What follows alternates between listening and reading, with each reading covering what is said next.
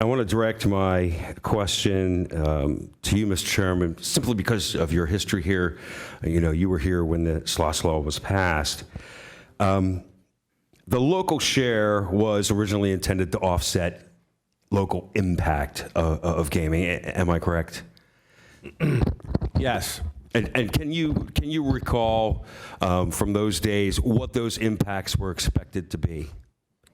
Well, those impacts were looked at as far as the direct hit that would be, as far as the casinos were concerned in the communities, because we were looking, what we didn't want to see at that point in time was Atlantic City and the deterioration of Atlantic City. We did not want to have that repeat performance in Pennsylvania.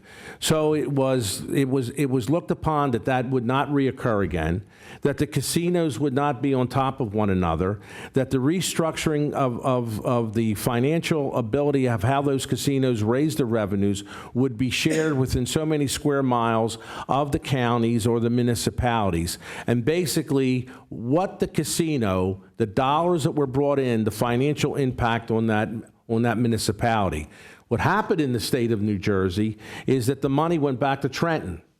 It never stayed in some of those counties. So that's what we were and believe me, the debate went on and on about that, and we were very careful and very, when you go back to look at how that whole thing came down and where those votes came out of, there were certain parts in certain counties of the 67 counties that didn't support this, that didn't believe that we need this. So we looked at that. We had to show and convince the people that were opposed to the idea of gaming in Pennsylvania that the impacts would not be as severe to those municipalities and counties because we were going to make certain adjustments to that. I hope I answered the question.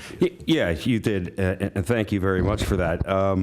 So the offset, the things we were trying to offset, the General Assembly was trying to offset was perhaps blight, human services needs, gambling addiction, that sort of thing? Yes. Okay. Thank you very much.